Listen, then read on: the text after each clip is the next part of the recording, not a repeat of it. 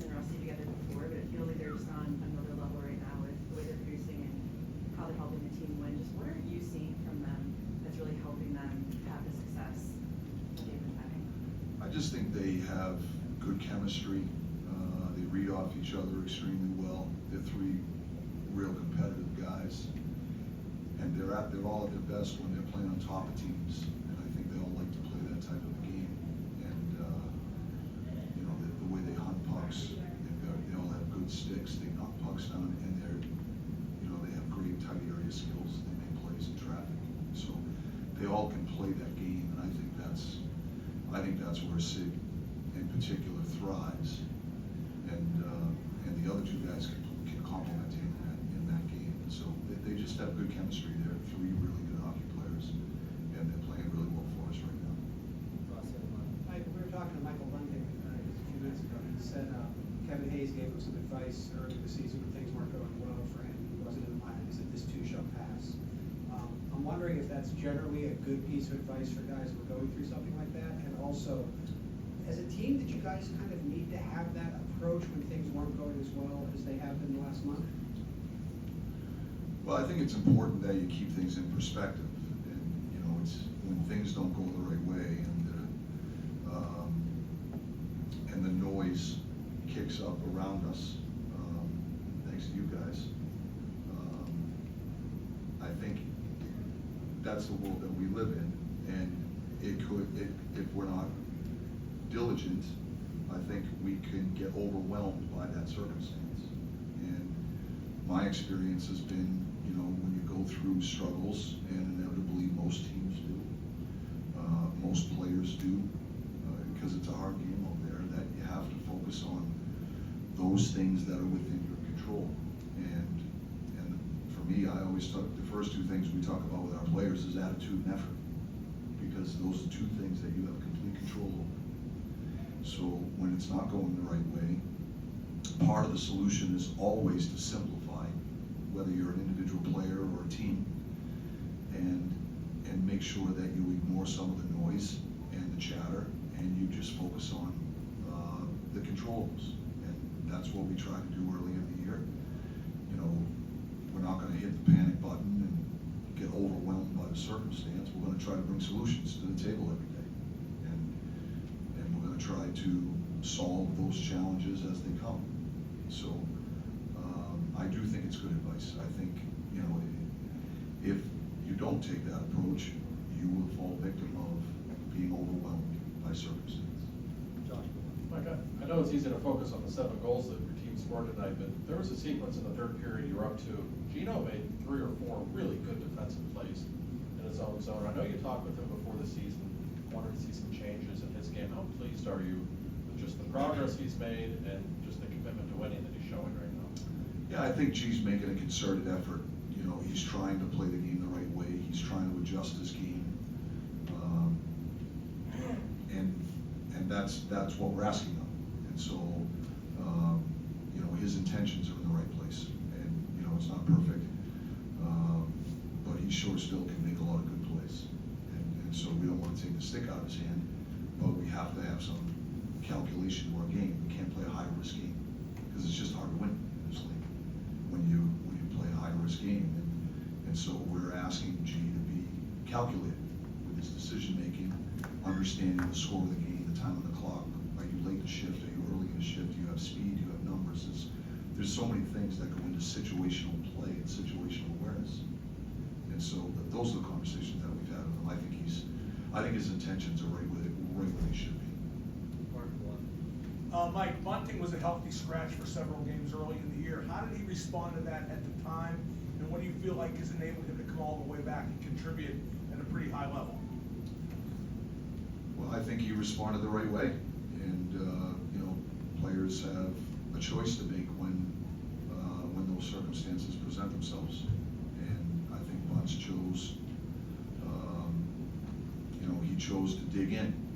And, you know, him and I had a number of honest conversations about his situation on the team, and we just didn't feel like we were getting the best version of him, and we felt like he was capable of more, and performance matters, and there is a level associated with it. I think Bunce is a great pro. I thought he handled it extremely well. Since he's been back in the lineup, he's been a consistent producer for us. He has an uncanny ability to score goals.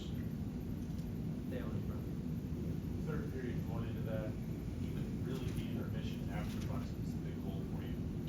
What do you want to see from the team? Because obviously the Flyers didn't get a whole heck of a lot in that period. Yeah, I didn't think we played very well at all in the second period, but give the Flyers credit. They elevated their game and they pushed and they've got some skill. And they competed hard. I thought they outcompeted us in the second period. We were losing puck battles. I don't think our intentions were in the right place. We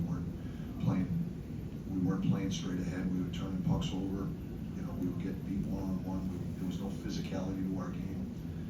And I think it's, you know, that was our observation of how the second period went. And that was a conversation we had in between periods. And, you know, we have to do a better job when we, you know, we come out, we have a great first period. The power play gets a couple goals for us. You know, we scored 4 goals in the first period. You know, I don't know if we just exhaled or we thought, you know, that's how the game was going to go, but, you know, I have too much respect for the Flyers, their players, their coaches. You know, I knew they were going to push. And most teams do. This is a proud league, and so we've got to make sure that, you know, our intentions are in the right place, and I just didn't think they were in the second period. And that was the conversation that we had, and we were capable of better. I thought the players reacted extremely well. We were above the puck in the third period. We were above the attack in the third period. The neutral zone was way tighter. They had to get through numbers through the neutral zone. I felt like we took some of their speed away because of the numbers and the structure in the neutral zone. And I think we're a lot harder to play against when we have that discipline and that diligence and play within structure. And I give the players a lot of credit. I thought they competed really hard, and I thought their attention to detail was where it needed to be. 3 more, 7, right? I think this was the first full game, at least with P.O. and Chris United as defensive pair, just how you think they performed and how helpful is that for you there, the chemistry, just given that you're stringing defensive pairs for doing some games. Yeah, I thought it was like they didn't miss a beat. You know, I just think they have chemistry. You know, you guys are well aware of the relationship that they have. You know, it's kind of like a big brother, little brother relationship, and I just think it looked to me like they didn't miss a beat. They play pretty well together, you know, and they defend the rush extremely well with their mobility and their sticks. They can both pass the puck. They're both mobile. They have the ability to get back to pucks and help us on the breakout. They have the ability to help us on the offensive blue line by being active when we have possession in the offensive zone. So I thought they played well. You can see the chemistry that they have. Mike, I know we talked this morning about you coaching against Torts. I'm curious if the great start tonight had anything to do with maybe something you did, some tweaks that you made, and maybe their push in the second period had something to do with tweaks that he made. I don't know. I think we had a good start in the first period because our players played really well, and you know, our power play I thought was executing. You know, we got a couple power play goals. Sid's line was extremely good in the first period. I think that's why we had a good first period. You know, it's whenever I coach against Torts, you know, I know what he's trying to do. I think he knows what I'm trying to do. So there's a little bit of a cat and mouse game that goes on. It's the game inside the game. And, you know, he was looking for certain matchups, trying to get certain guys out against Sid's line, and we were looking for certain things on our side. Obviously, when you're the home team, you have the benefit of the last change, but when it's on the fly, you know, you're trying to anticipate who's coming over the boards. You're not always right sometimes, and so those are situations where they're not as easy to control. But my sense is that he probably knows where I'm going with my bench, and I got a pretty good idea where he's going with his. Last one, Mike, Sid tonight matches Mario in assists. Obviously Sid is Sid, but how would you contextualize anybody matching Mario in anything, given his stature in the league and in the city?